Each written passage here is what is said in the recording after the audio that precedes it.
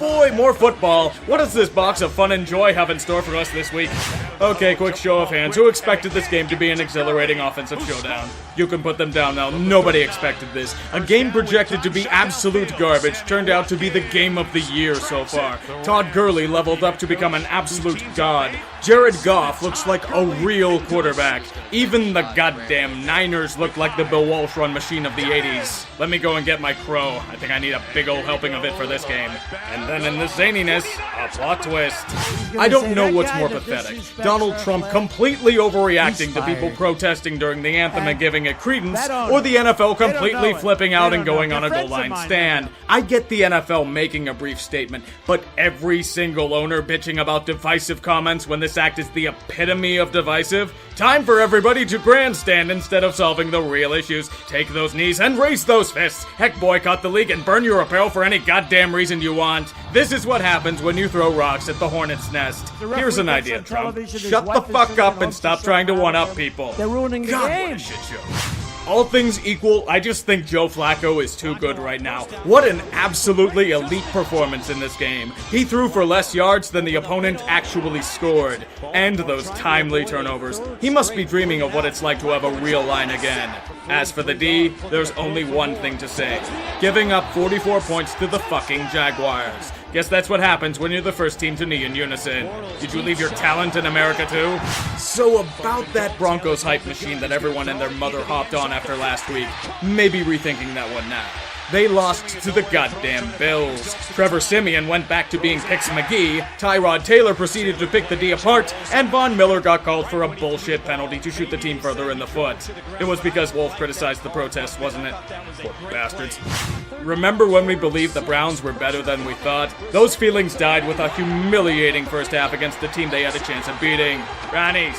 Bruh, the fuck are you doing? But wait, they're coming back and they have to drive the length of the field with 23 seconds left. Maybe Kaiser can lead this team to glory. They'll send it deep. Intercept. Never mind, Cleveland. Feel free to return to your misery. Let's take a look at legendary backup Case Keenum. He's completely ripping the Tampa Bay defense apart with the game of his life. Damn. I know that Tampa's defense is fighting injuries, but there's a line between excuses and garbage. However, the real star for the Vikings was Jameis Winston, who returned to his careless turnover-free self and repeatedly chucked the ball into a deep sea of purple. But in all seriousness, the Vikings need Bradford back. I don't know if they can make it past Detroit without him. Miami, you lost to the Jets. It wasn't even a stunning last-second defeat.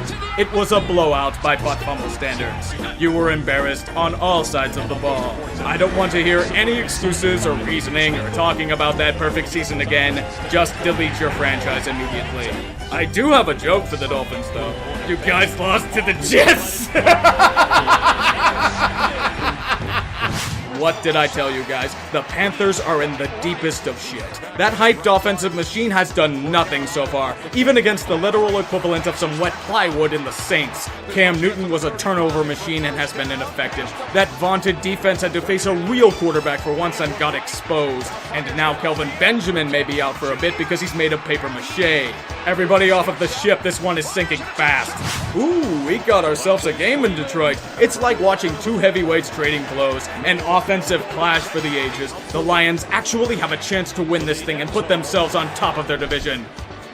Holy shit, they did it.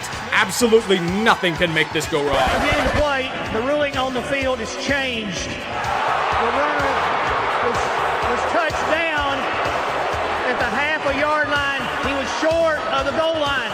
By rule, we would go back to a running clock and we have a 10-second runoff. So by rule, the game is over. And the hearts of their fans are pulverized with archaic bullshit from the NFL. To the Lions, this is considered an average Tuesday. And the Giants are getting their shit kicked in against a division rival with the same problems that plagued them in past weeks. Just get this game over with so you can call for McAdoo's head again. So you're telling me that the Giants can actually score points on offense now? They've come back in the fourth quarter to take the lead? Sure, they blew that lead, but it's going to take a miracle for this game not to go to OT.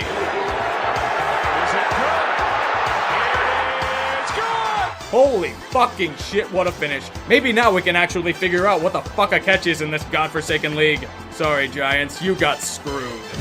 The Steelers have figured out the solution to this kneeing mess. not showing up for the anthem at all. There's a model organization if there ever was one. Ironically, it appears that the team left themselves mentally in that locker room as well. The Steelers playing down to their competition?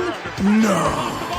But it's okay, they're playing the fucking Bears. They're continually shooting themselves in the dick with boneheaded plays and penalties. But oh right, nobody can actually tackle Jordan Howard. You guys lost to the Bears! Eat shit, Yinzers! Oh boy, this should be a total slobber knocker.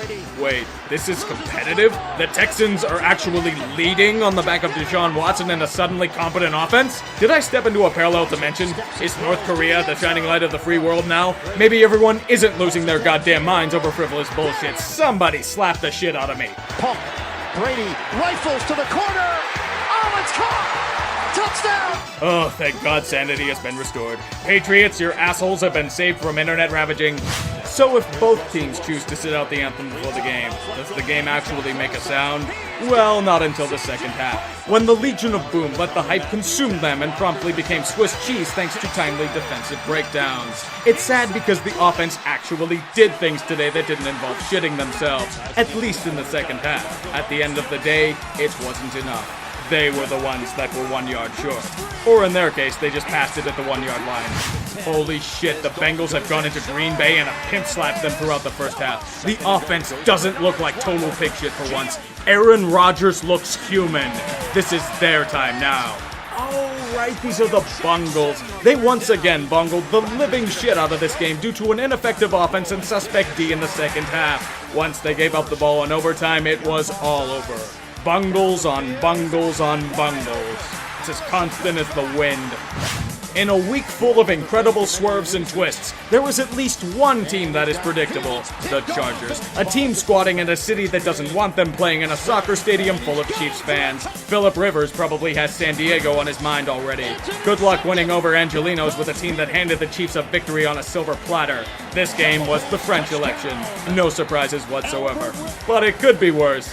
The NFL may force them to move back to San Diego.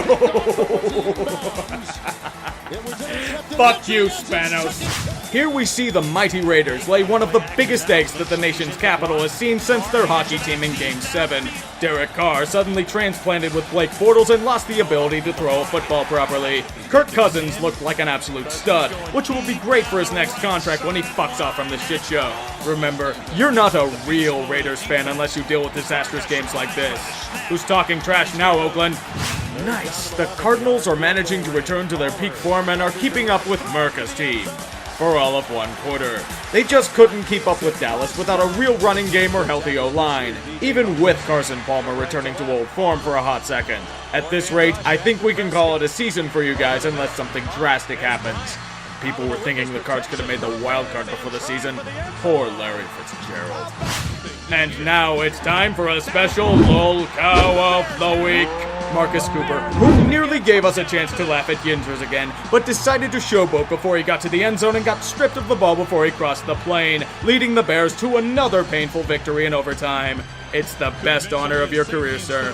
Your winner, Marcus. Maybe you can actually finish an application on the unemployment line. But they were very adamant about wanting to separate that message from the national anthem. Sean? All right, Lisa, and as they take a knee collectively, boos can be heard from this sellout crowd in Arizona.